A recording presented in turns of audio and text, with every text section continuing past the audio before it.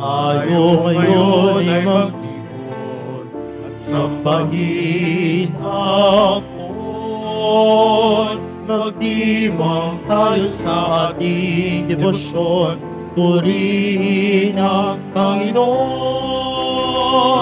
Viva Poong Jesus Nazareno, awit at papuri alay namin sa'yo. Tingin ang dalangin at pagsamo ng bayan mo. Viva Poong Jesus Nazareno.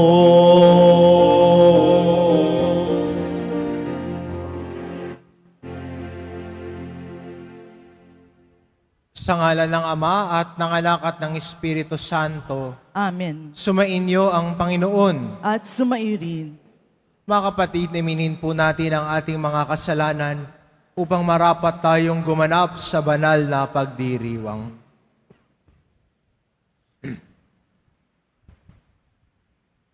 Inaamin ko Sa makapangyarihang Diyos at sa inyo mga kapatid, na lubha ko nagkasala sa isip, sa salita, sa gawa, at sa aking pagkukulang.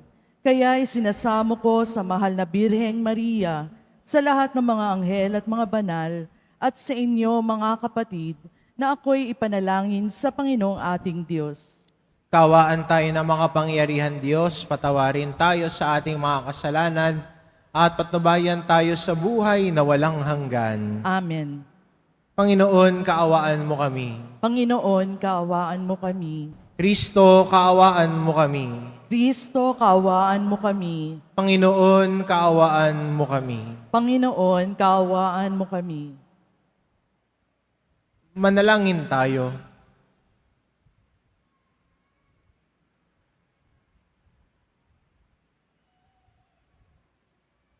Ama naming makapangyarihan, niloob mong akuin ng iyong anak ang krus at kamatayan upang ang sangkatauhay matubos at mabuhay.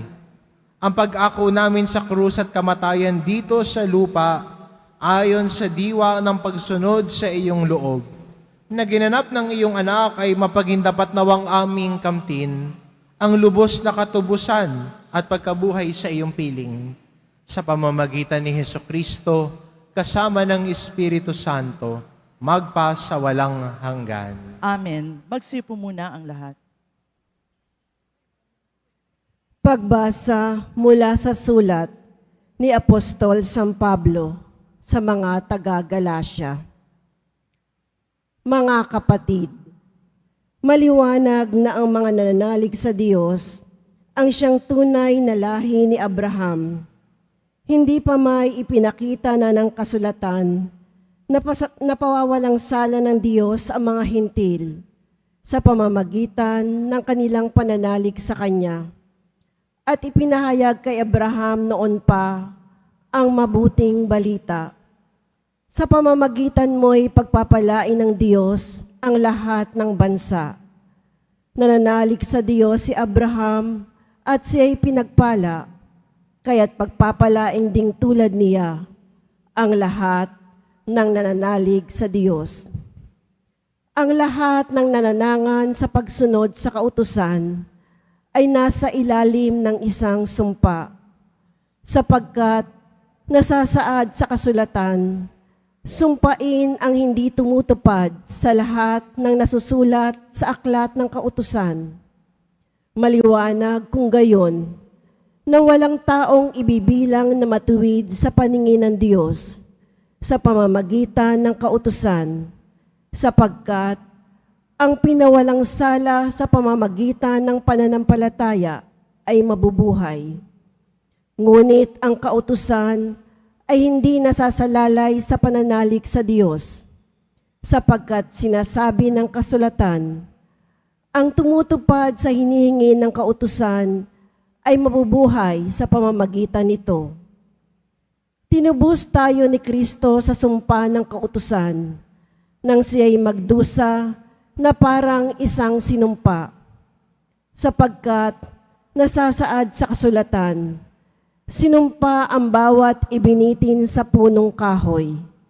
Tinubos niya tayo upang ang mga pagpapalang ipinangako ng Diyos kay Abraham ay kamtan ng mga hintil sa pamamagitan ni Kristo Jesus at sa pamamagitan ng pananalig sa Kanya ay sumaatin ang Espiritong ipinangako ng Diyos. Ang salita ng Diyos. Salamat sa Diyos.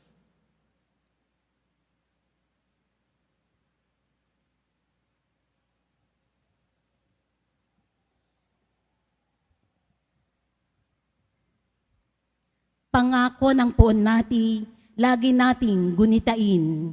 Pangako ng poon nati, lagi nating gunitain.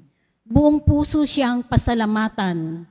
Aking pupurihin sa gitna ng bayan, kasama ng mga lingkod na hinirang. Napakadakila ang gawa ng Diyos, pinananabikan ng lahat ng lingkod. Pangako ng poon nati, lagi nating gunitain. Lahat niyang gaway, dakila at wagas. Bukod sa matuwid, hindi magwawakas. Hindi inaalis sa ating gunita na siya'y mabutit mahabaging lubha. Pangako ng poon nati, lagi nating gunitain. Sa may pagkatakot, pagkaisagana. Pangako ng poon ay hindi nasisira.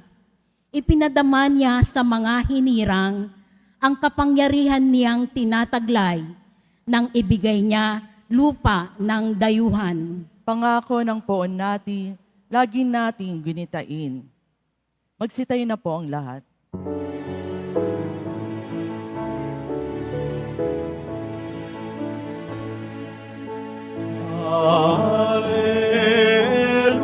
Alleluia,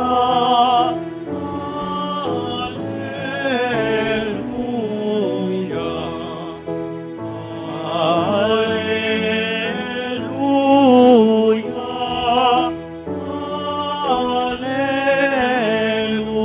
alleluia. Si Kristo ay itinampok,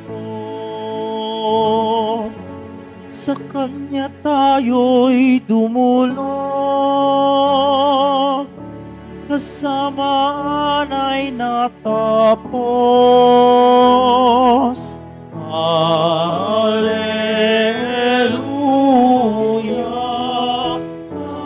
alleluia, alleluia, alleluia.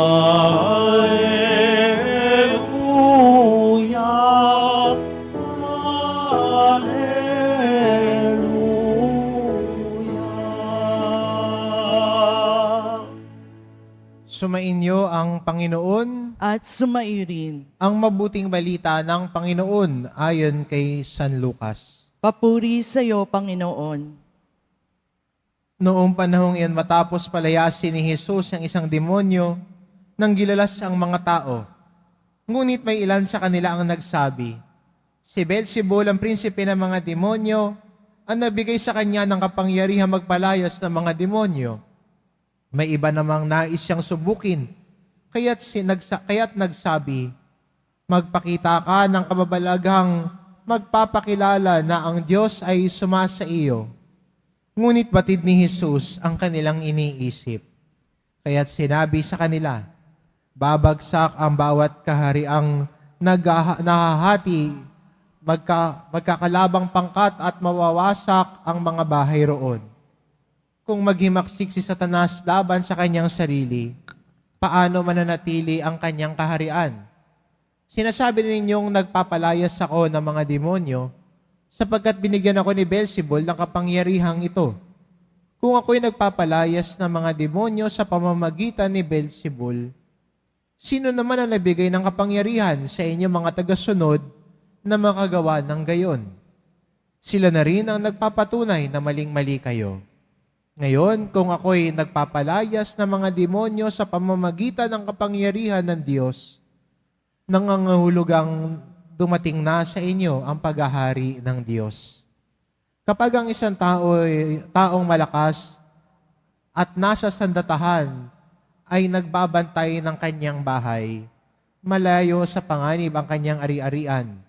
Ngunit kung salakayin siya at talunin ng isang taong higit na malakas, sasamsamin nito ang mga sandatang kanyang inaasahan at ipapamahagi ang ari-ariang inagaw. Ang hindi panig sa akin ay laban sa akin, at ang nagkakalat ang hindi tumutulong sa aking mag-ipon. Kapag lumabas mula sa tao ang isang masamang espiritu, ito'y gumagala sa mga tigang na lugar at naghahanap ng mapapahingahan. Kung walang matagpuan ay sasabihin nito sa sarili, babalik ako sa bahay ng aking pinanggalingan. Pagbalik ay matatagpuan niyang malinis na ang bahay at maayos. Kaya lalabas siyang muli at magsasama ng 7 pang espiritong masasama kaysa kanya, at papasok sila at maninirahan doon. Kaya't sumasama kaysa dati ang kalagayan ng taong iyon. Ang mabuting balita ng Panginoon. Pinupuri ka namin, Panginoong Hesukristo. Magsipo muna ang lahat.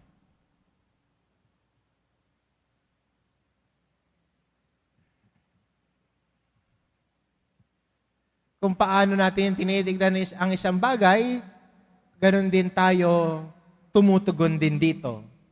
The way we look at things around us determines how we respond to things. Halimbawa ho, pag yung tao ay malapit sa iyo, kahit ho dumighay ng napakalakas po niyan, tatawa ka lang at okay lang sa iyo.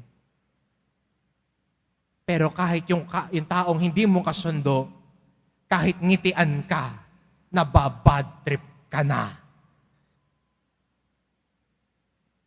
Kung paano natin tinitignan ang kapaligiran natin, ganun din na ayon ang ating pakikitungo o asal.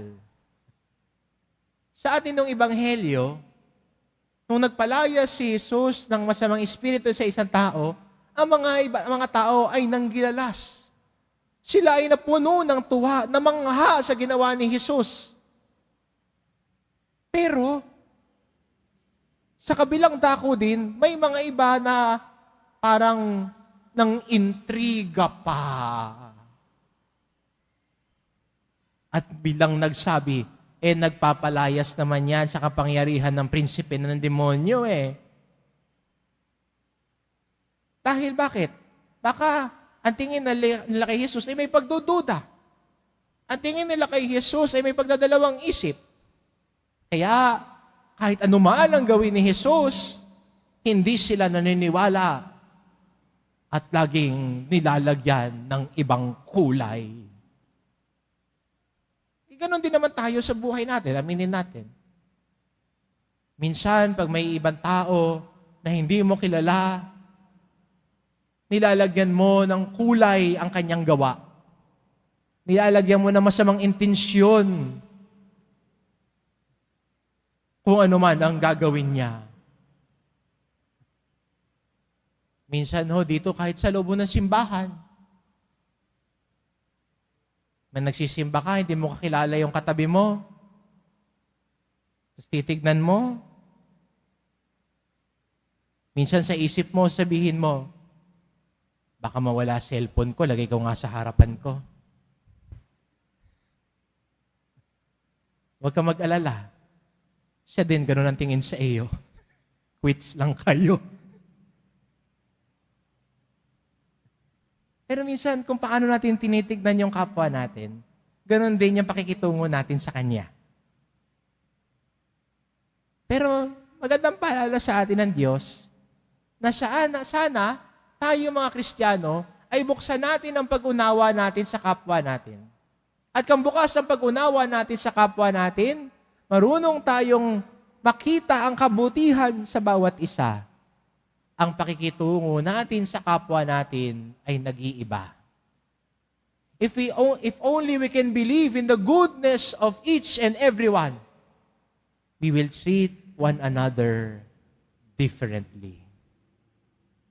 Kaysa may pagdududa, kaysa minsan ay may pambibintang, panghuhusga, Kung titignan natin ang kapwa natin na may pag-uunawa at ang kabutihan sa bawat isa, nag-iiba ang pakikitungo at tungo natin sa Kanya. Di ba? Sayang lang din sa Ebanghelyo.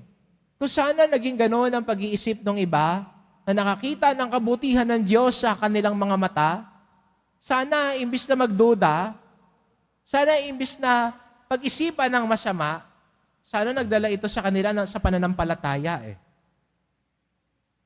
Sana'y nakakita na kung paano nagpalaya si Jesus ng demonyo sa taong inaalihan nito, nakita na sana nila na may pinagaling si Jesus. Hindi binigyan ng masamang interpretasyon ng ginawa ni Jesus. E di sana mas nanalig sila kay Jesus. E di sana mas naniwala sila kay Jesus. Magandang imbitasyon din sa atin ito bilang Kristiyano at bilang deboto ng Poong Jesus Nazareno na sa ating pagsunod natin sa Kanya ay nababago din ang puso at isipan natin. Sa ating paglalim ng ating debosyon at pagmamahal sa Kanya, nauhubog din ang puso at isipan natin na kaya nating makita ang kabutihan ng Diyos sa paligid natin. Kaya natin makita ang galaw ng Diyos sa buhay natin. Because we can look at our reality from the eyes and lens of faith. Kayang tignan ang karanasan natin mula sa karanasan at mata ng pananampalataya. Hindi mata ng pagdududa. Hindi mata ng kawalan ng pananampalataya. Hindi mata ng panghuhusga. Hindi mata ng pagiging mataas sa sarili. Kundi kaya nating tignan ang buhay natin. Kahit ang mga simpleng bagay na nangyari sa atin na mga paggalaw ng Diyos sa buhay natin. Kaya 'di ba ang tao nakikita ang kabutihan ng Diyos, marunong magpasalamat sa Diyos. Kahit siguro yung iba, yung magising ka lang eh. Minsan sasabihin na yan, Lord, thank you, nagising ako. Yung iba, makatulog lang ng maayos, nagpapasalamat na sa Diyos. Sabihin, Lord, salamat, dire-diretso ang tulog ko. Tinanghali na ako ng gising. Pero kahit yung mga simpleng bagay, we can be thankful to the Lord dahil nakikita natin ang galaw ng Diyos sa buhay natin. Kahit siguro yung pagpunta mo dito, sa isang pambihirang pagkakataon, hindi traffic. Dire-diretso ka. Tapos sabi ka na lang, Lord, thank you, nakaabot ako sa 11 o'clock. Dahil hindi traffic. We can see that. We can see the movement of God in our lives, even in the small occasions in our lives. At kung ganun ang ating pananaw at pagtingin, lumalalim ang ating pananampalataya at mas nakikilala natin ang paggalaw ng Diyos sa buhay natin. At pag nakikita natin ang galaw ng Diyos sa buhay natin, nakakasunod tayo sa Kanya. Ang Diyos na nagmamahal, ang Diyos na kumakalinga, ang Diyos na kalakbay natin. To see God in everything. To see God's movement in our daily activities from the eyes and lens of faith. At sana, ang pananaw natin bilang Kristiyano, hindi pananaw na negative masyado, na parang wala nang magandang nangyayari sa mundong ito.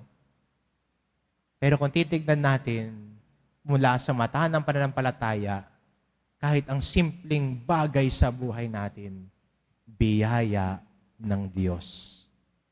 Kaya ang imbitasyon sa atin ito, makita ang paggalaw ng Diyos sa buhay natin mula sa mata ng pananampalataya. Amen.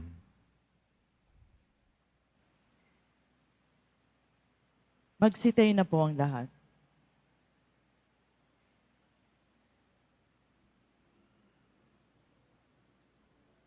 Mga minamahal ko mga kapatid, idulog natin sa mahal na pong Jesus Nazareno ang ating mga kahilingan.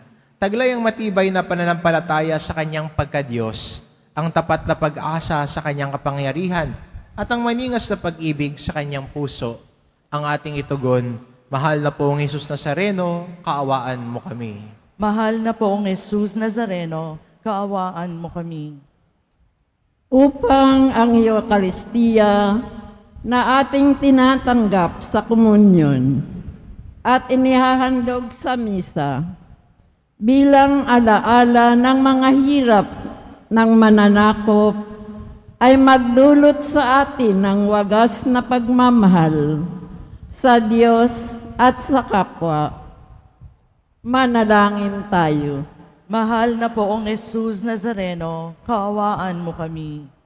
Upang ang panalangin ni Jesus Nazareno sa halamanan ng Getsemani, na dito'y pinawisan siya ng dugo, ay maghasik sa atin ng pagkahilig sa panalangin, na siyang mabisang lunas sa lahat ng karamdaman ng tao.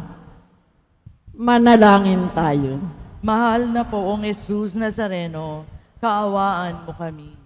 Upang ang kanyang kurunang tinik, damit na purpura at krus ay magpaalaala sa atin na ang kanyang mga aral at simulain bilang hari ng sanlibutan ay dapat maghari sa ating isipan, angkan at lipunan. Manalangin tayo. Mahal na poong Jesus Nazareno, kaawaan mo kami. Upang sa bisa ng kanyang pagpapasa ng krus sa mga lansangan sa Jerusalem, ay matuto tayong makiramay at makihati sa mga kahirapan at tiisin ng kapwa. Manalangin tayo. Mahal na poong Jesus Nazareno, kaawaan mo kami. Upang tulungan tayo ng mahal na Birhen, ina ng hapis, na maging tunay na larawan ng kanyang anak sa isip, wika at gawa. Nang sa gayon ay makamit ang ating kahilingan sa poong Jesus Nazareno.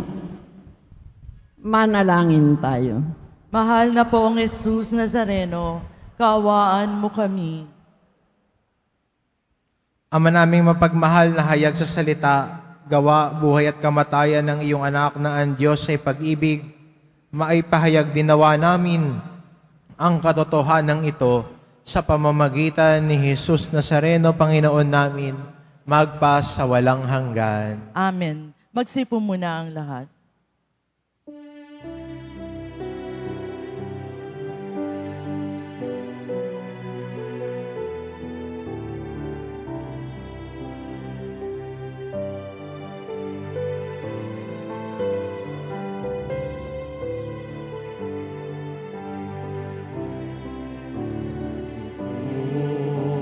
Jesus Nazareno, naririto kami sa harap mo. Alak at tinapay, alay namin sa'yo.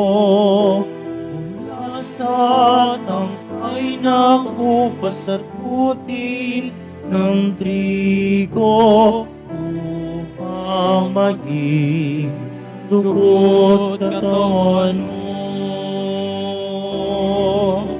Jesus Nazareno, alak at tinapay, sa tanan ay nagbibigay buhay, ay ang kaloob ko ay aming inaalay, aming inipag pagpapala, buhay na dalisay. Magsitayo na po ang lahat. Manalangin kayo mga kapatid upang ang paghahain natin ay kalugdan ng Diyos amang makapangyarihan. Tanggapin nawa ng Panginoon itong paghahain sa iyong mga kamay, sa kapurihan niya at karangalan, sa ating kapakinabangan at sa buong sambayanan niyang banal. Ama naming lumikha sa ikapagpapatawad ng mga kasalanan, maganap nawa ang paghahaing ito. Nasa dambana ng krus ay siyang pumawi sa kasalanan ng buong mundo. Sa kapamamagitan ni Hesukristo, kasama ng Espiritu Santo, magpa sa walang hanggan. Amen.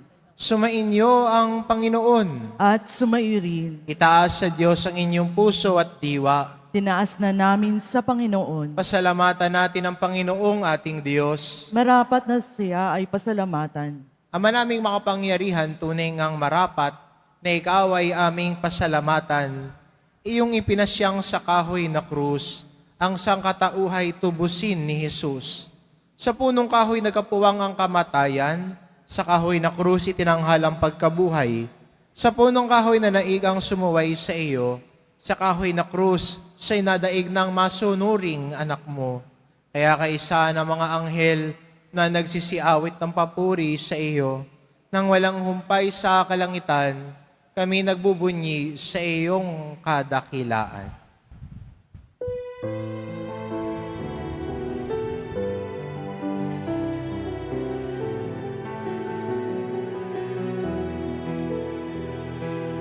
Santo, Santo, Santo, Panginoon Diyos ng mga hukbo,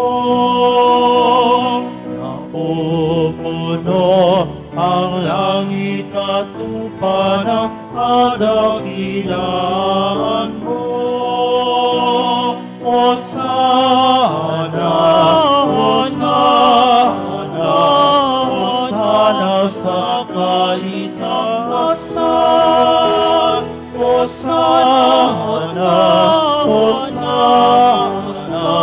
Hosana sa kalitasan. Pinagpala ang napalimito sa ngalan ng Panginoon. Hosana, Hosana, Hosana sa kalitasan. Hosana, Hosana, Hosana sa kalitasan.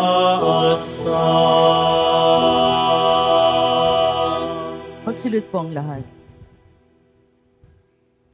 Ama naming banal, ikaw ang bukal ng tanang kabanalan, kaya't sa pamamagitan ng iyong Espiritu gawin mong banal ang kaloob na ito, upang para sa amin maging katawan at dugo ng aming Panginoong Hesukristo. Bago niya pinagtiis ang kusang loob na maging handog, hinawakan niya ang tinapay, pinasalamatan kanya. Hinagati-hati niya iyon, iniabot sa kanyang mga alagad at sinabi, "Tanggapin ninyong lahat ito at kanin. Ito ang aking katawan na iahandog para sa inyo."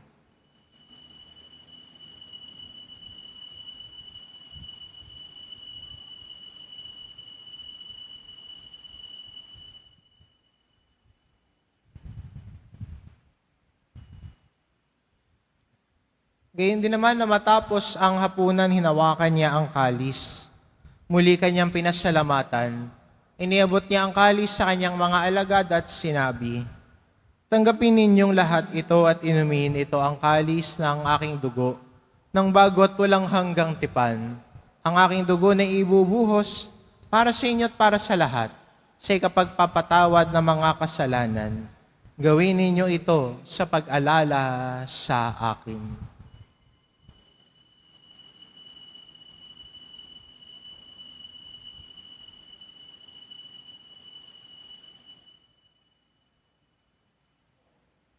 Magsitay na po ang lahat.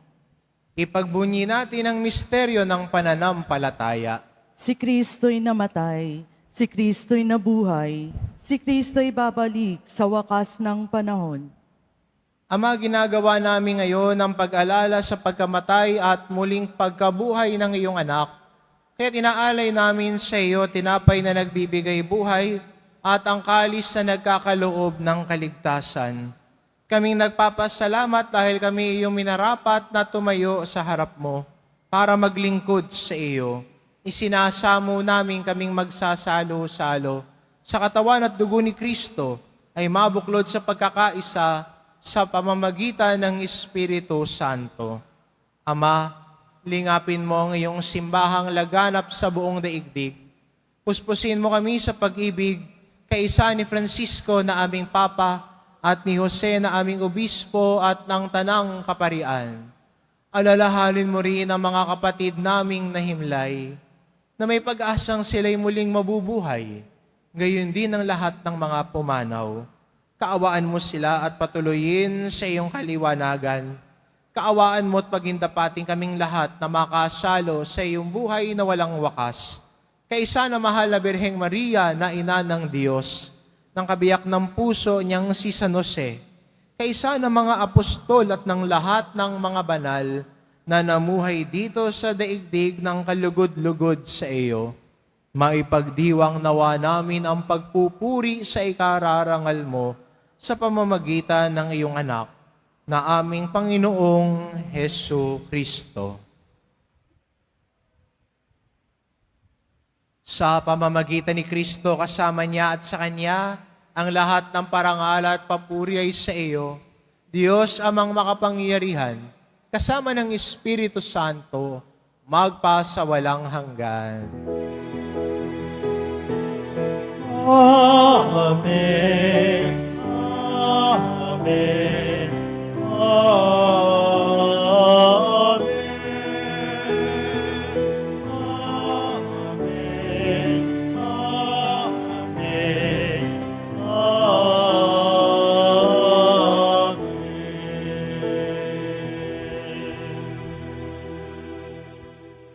Sa tagubilin ng mga nakagagaling na utos at turo ni Jesus na Panginoon natin at Diyos, ipahayag po natin ng lakas loob.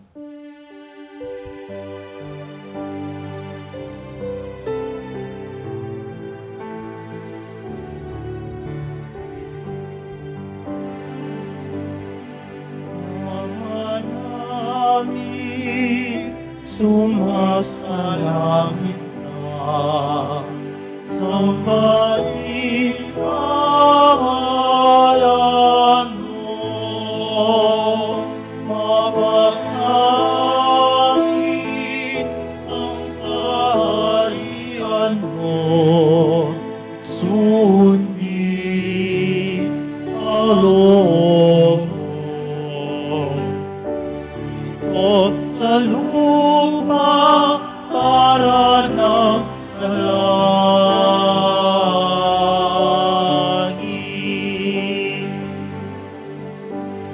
Bigyan mo kami ngayon na aming kakanin sa araw-araw at patawarin mo kami sa aming mga sala, para ng pagpapatawad namin sa nagkakasala sa amin, at huwag mo kami ipaitulog sa tukso, at yadya mo kami sa lahat ng pagsama.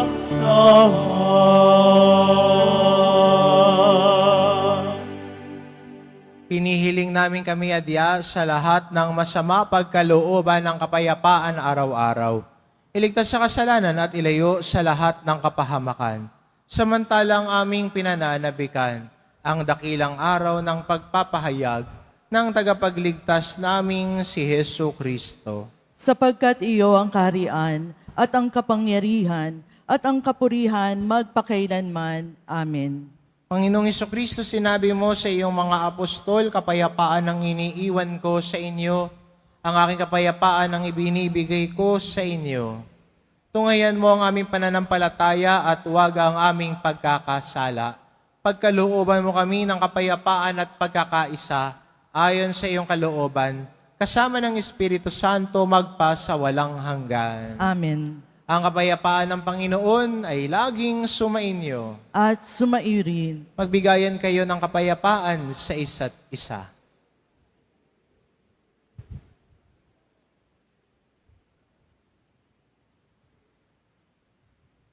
Kordero ng Diyos na nag-aalis ng mga kasalanan ng sanlibutan, maawa ka sa amin. Kordero ng Diyos na nag-aalis ng mga kasalanan ng sanlibutan, maawa ka sa amin. Kordero ng Diyos na nag-aalis ng mga kasalanan ng sanlibutan, ipagkaloob mo sa amin ang kapayapaan, magsilod pong lahat.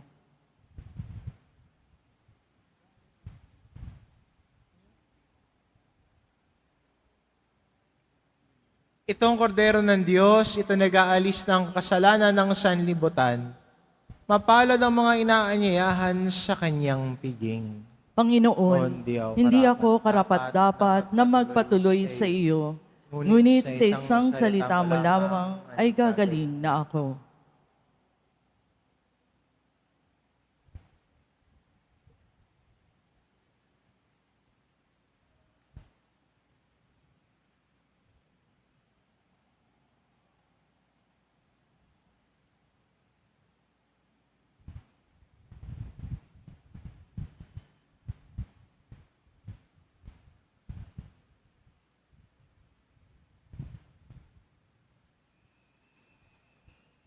Para sa lahat ng tatanggap ng banal na komunyon, sasagot po tayo ng amen pagkasabi ng paryo ng lay minister ng katawan ni Kristo at isubagad sa bibig bago mali sa harapan ng paryo lay minister. Sumunod po tayo.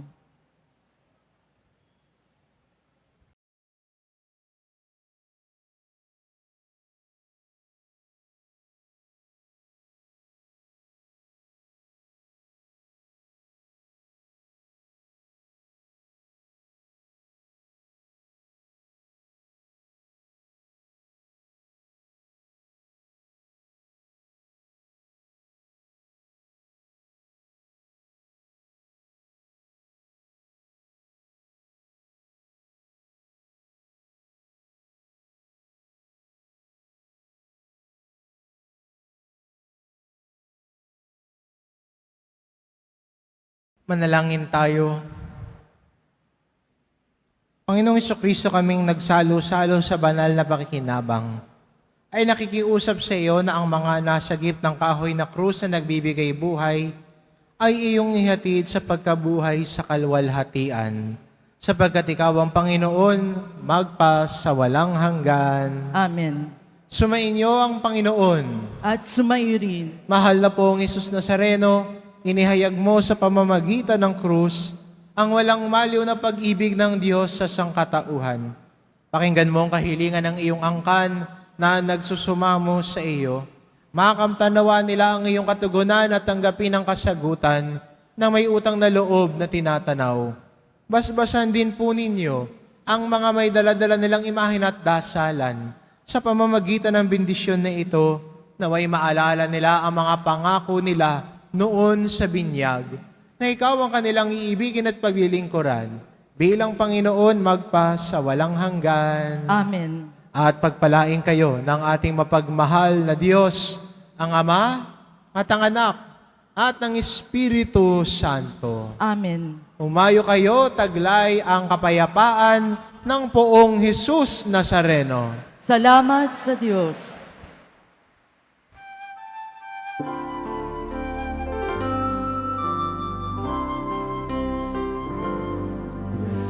Padre Jesus Nazareno, sinasamba ka namin.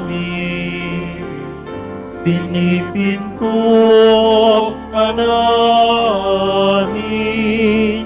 Aral mo ang aming buhay at kaligtasan.